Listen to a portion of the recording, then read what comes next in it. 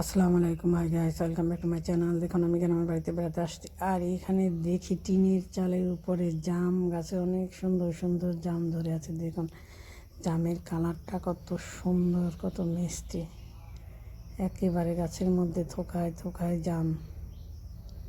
দেখুন কত সুন্দর, কত মিষ্টি একটা কালার, একেবারে ফরমালিন মেডিসিন ছাড়াই জাম, রং ছাড়াই জামের কালারগুলো কত সুন্দর। দেখুন একেবারে থোকায় থোকায় কীভাবে ধরে আছে, কতটা সুন্দর লাগছে। দেখুন জামগুলো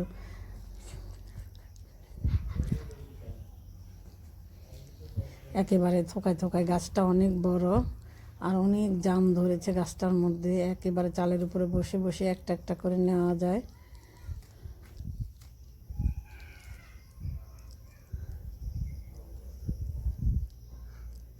একেবারে থোকায় থোকায় এত সুন্দর লাগছে গাছে। দেখুন পুরো গাছে অনেক জাম। এই জামগুলোকে ধুয়ে পরিষ্কার করে নিয়ে এবার আমি এগুলোকে মাখাবো।